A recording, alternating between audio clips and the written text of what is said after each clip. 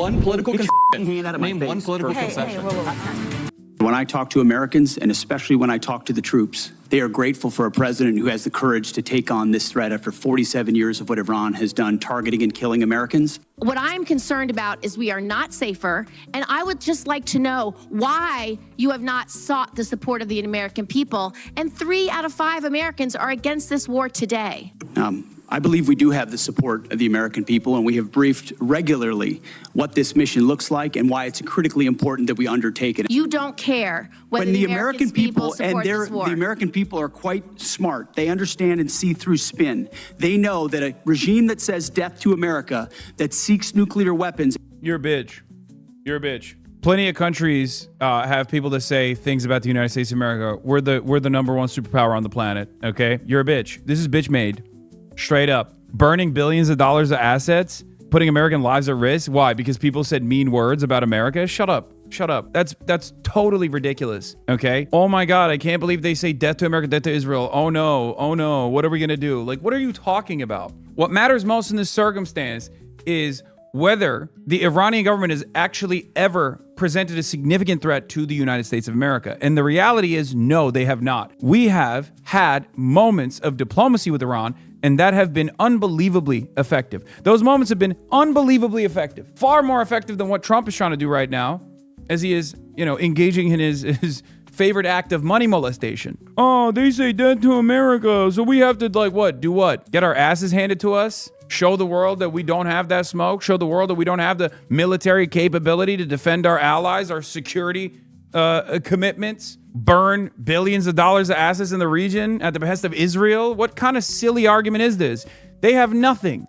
They have nothing. This is not a media spin. Kirsten Gillibrand, despite, being a vicious Islamophobe, who I will never forgive her for saying the things that she said about Zohran Mamdani, is correct in this moment. If there's a cost-benefit analysis that's supposed to be made in this circumstance where it's like, was it worth it? It's not.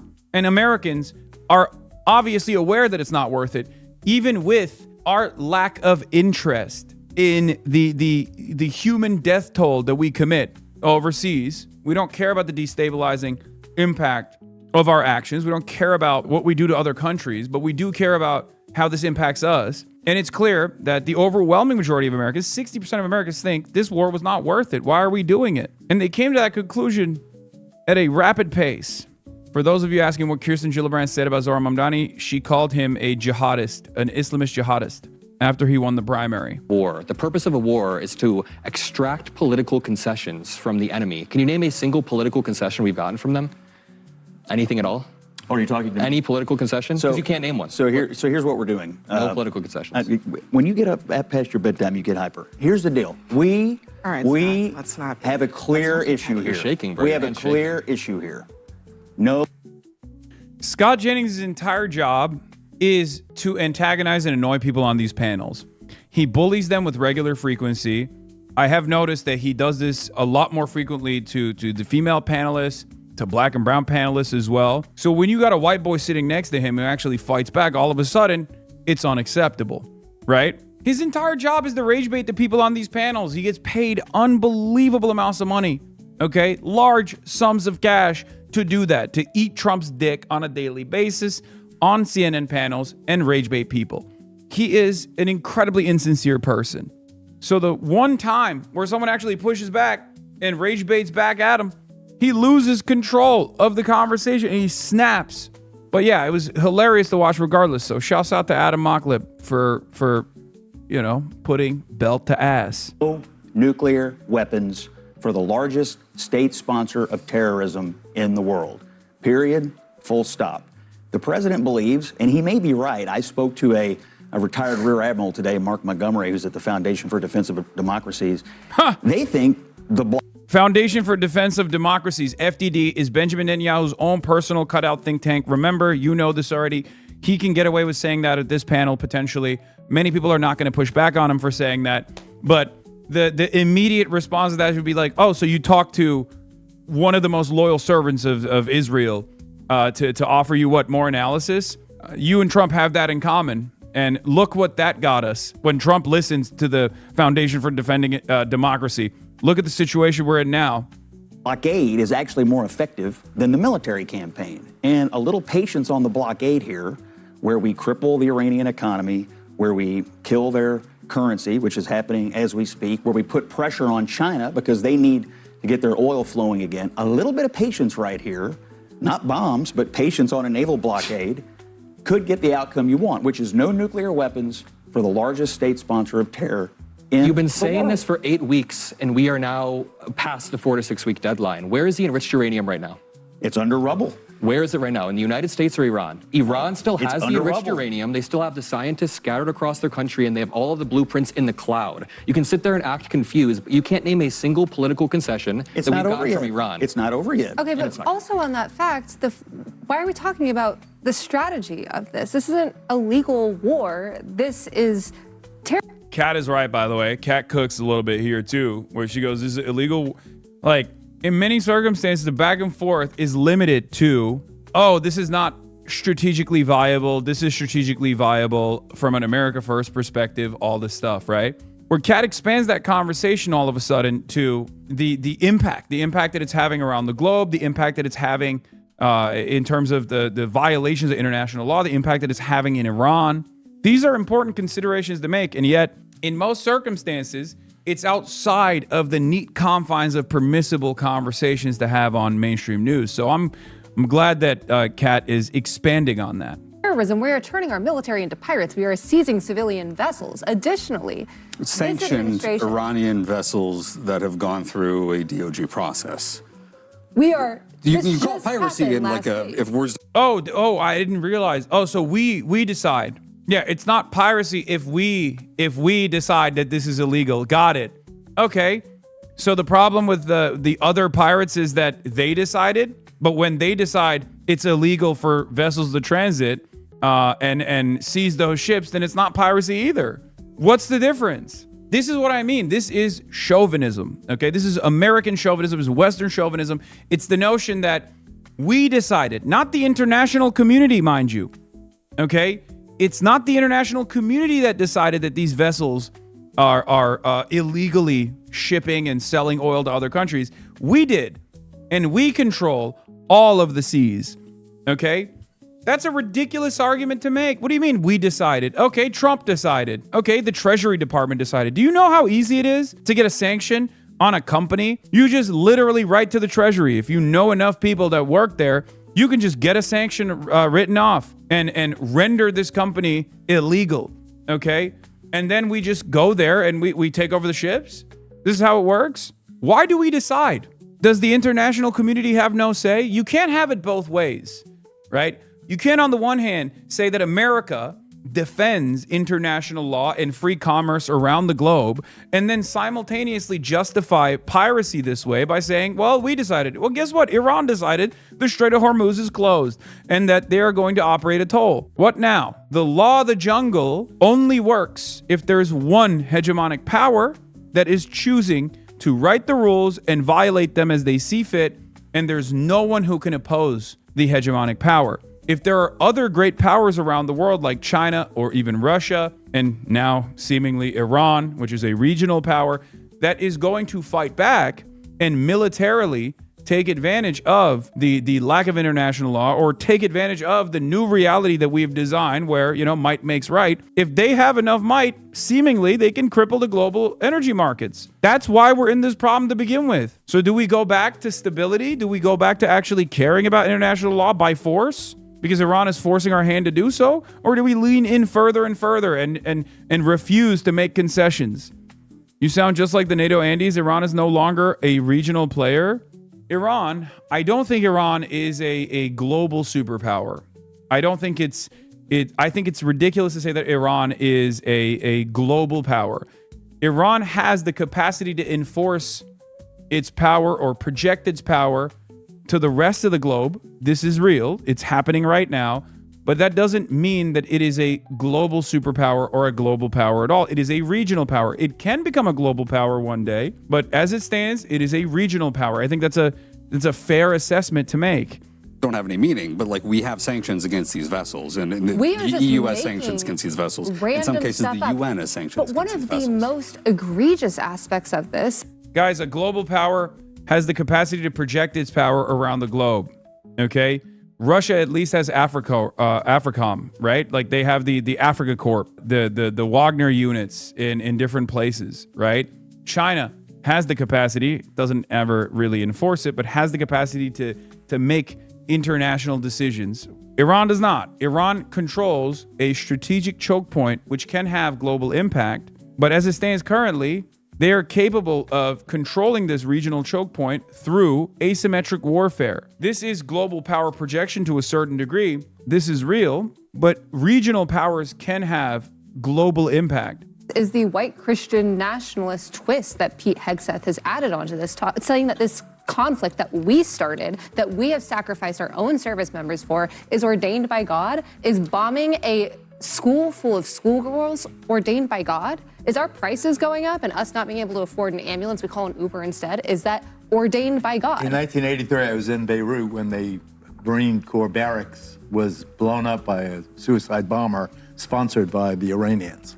Yeah, why'd that happen? Why'd that happen, Geraldo? Did that happen out of nowhere? Was it a they hate us because they ain't us moment? Why did that happen? Again, why did that happen? Also, if you have to go all the way back to 1983 to talk about like secondary, like to talk about Iranian influence, not even like a direct act of violence that was determined by Iran or conducted by Iran, but instead a group that got logistical support from the Iranian government conducting an act of what you call is an act of terror against military barracks, by the way, then it doesn't seem like there's an imminent threat, is there? Now, this is one of the major reasons why I think a lot of people in both mainstream news and also in the Democratic Party and certainly the entirety of the Republican Party perceive me as a threat, because I say, like, what do you think? Is there a cause and effect here? Why did that happen? First of all, calling it an act of terror on a military barracks is once again, really playing fast and loose with terrorism in general. Is it a military target or is it a civilian target? It's like saying,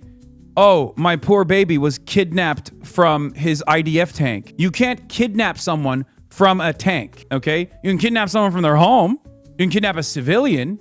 You can take a hostage if it's a civilian. But if it's a uniformed military member conducting an act of violence inside of a $30 or $10 million Merkava tank, however much it costs, I don't remember, then that's not a kidnapping. That's taking a prisoner of war. Okay? If you're talking about military barracks being bombed, that's not an act of terror. That's an act of war. Okay? That's an act of resistance against a military unit that is participating in acts of violence against, ironically enough, civilians, which of course is going to invite response, militant response. Those acts came after the Israeli occupation and acts of violence from the American military. Not 1983, 230 Marines died. That's awful. That's terrible. But that is not. It's they not also 1983. took out a couple of dozen at the. Yeah, it's not 1983. So the imminence has gone away. If you have to go all the way back to 1983 and to say, well, it was an Iranian-backed instance of violence, think about all of the American acts of violence in the region against Iran over and over again. The Iran-Iraq war was American-backed violence against the state of Iran. That came after the 1983 barracks bombing. The American global war on terror was a direct act of violence against every other country in the region, right? U.S. Embassy. Geraldo, we downtown murdered an Beirut. entire school of children. You can't make two of them. You can't make. Yeah, America blew up an airplane with civilians and never apologized for it. I mean, it's unbelievable. The things that we've done to the Iranian people, the things that we've done to the people of Iraq, the things that we've done to the Shia population in Lebanon, in Iraq as well, and now in Iran too, directly, and also indirectly with our loyal servants in the region is unbelievable. Of course they say death to America. What matters not is what Iran's government says. What matters is what Iran's government does, okay? And the Iranian government, time and time again, has not only cooperated with the United States of America in its global war on terror, ironically enough, going after Daesh, Al-Qaeda, and numerous other, Salafist jihadist groups that America was tasked with taking care of, dealing, or maybe even using as a reason to invade these countries militarily. Iran was always on America's side in those endeavors. Ironically enough, Iran has also consistently tried to negotiate with the United States of America, engage in diplomacy with the United States of America time and time again, to a degree that I would consider to be naive. And we still say 47 years of imminent grave threats from Iran. We are the threat to Iran, and yet they've still chosen to try to deal with us through the negotiations process, try to deal with us through diplomacy. Saying this is not a defense of the IRGC, or saying this is not a defense of the Iranian form of governance, okay? Just so you understand, just so we're clear. Saying this is just a defense of the truth. It's just the truth. I'm just delivering to you the facts. If that leads you to think maybe I was wrong about my assessment on Iran, maybe we are the destabilizing factor here, maybe Israel is the destabilizing factor here, then guess what? You are now capable of thinking critically on these issues and not just mainlining pro-American propaganda and deluding yourself into thinking that we have to consistently wage these destabilizing wars of choice. Okay? But that, once again, is the real threat. They don't want you to hear these sorts of things. They don't want you to hear this perspective that is not even an alternative perspective, but just an accurate assessment of the things that have taken place. They want you to be propagandized and sedated. They want you to either not think about all of the things that we're doing over there, or they want you to think that it's just. We're doing it for some good purpose, for some just cause. America engages in unbelievable acts of violence, but we're the world's police at the end of the day, and we have to do it because why? Because our enemies are barbaric monsters. They're Islamist fundamentalists. They're crazy. They can't be reasoned with. They only understand violence. They're a violent people. Right? And that's the racism. That's the racism that is necessary. That's the Islamophobia that's necessary for you to get on board with these sorts of actions. That's the dehumanization that you have to embed in your mind so that you can feel a little bit more comfortable even if you do pay attention to what we're doing over there. Okay? Them, suddenly a victim. Okay, the real question is, what have we gotten I for actually this think war? the school children are victims. I think the civilians that are dead are victims. Yeah, I do, but Yes. hold on. I do think, look, just School children are victims, but so are the Marines. I mean, under international law, there is a distinction between school children going to school and getting blown up and killed in the process versus Marines that are sitting inside of a Marine barracks in a totally separate foreign country that has its own paramilitary formation born out of necessity because of the invasion that's taking place, because of the occupation that's taking place, that ends up engaging in a militant response against the allied forces of a foreign occupant. And even then, that's in 1983. What are we talking about? You're going back to 43 years ago and rerunning the propaganda from that point in time to justify the new versions of violence that we're committing directly against the Iranian population. Did all of U.S. history exist before the last 8 weeks to you, or just 8 weeks? It did. It did. It certainly did. Like with Juan Gonzalez. Yes, Juan Gonzalez obviously is not a conservative, though. I'm just... For 47 We all years. know that Scott Jennings is more than happy to defend a war with a country that starts with the letters IRA that we are currently failing, that is going to put us trillions and trillions of dollars more in debt. I was only a few years old while you were in the administration defending prior endless wars. Now this war is failing. 8 weeks is endless to you? Okay, you said it was going to be 4 to 6 weeks. You have the attention span of a gnat? Is that Homie, what you I have? debated you on TV 4 to 6 weeks ago, and you said we were weeks away from it. Now you're making condescending remarks because you can't defend the fact that this war is not going your way. Wait, one more time. Not Can you going your name way. one political Get your concession. fucking hand out of my face. Hey, get your fucking hand out of my face. God damn, he shattered his frame, dude. Oh my God. Look at his face. Look, he's so excited. He's like, oh, I got him. One political hey, concession. whoa, guys, Honestly, I'm excuse not me. going Hold to on, have hold this on. guy's hand Everybody, in my face. everybody.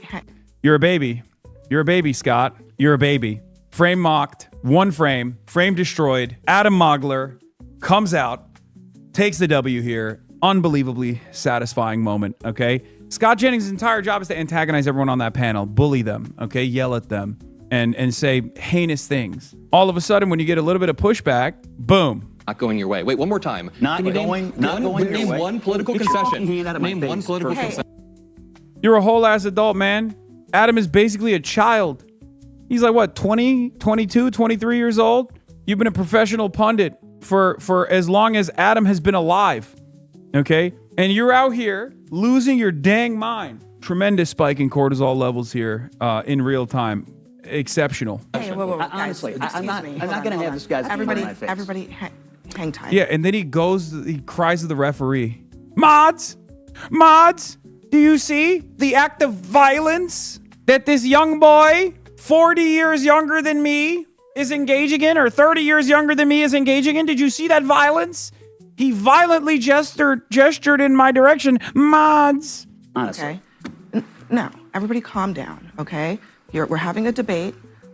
You can respond to the points that he's making. Can you name a political concession that we've got? I just had a flashback to the war the skinheads had in my studio. I would be mad if I had to defend war too. I would be mad if I had to defend war. Scott, you can respond. We have and a then very we'll move on. we have a very simple goal: to keep terrorists and a terrorist regime from having a nuclear weapon that can threaten the United States, our interests in the region, our allies in Europe, anybody else So in you the world. can't answer the question. That is Thank you. our I would get goal. mad too. All right, we're going to leave it there, guys.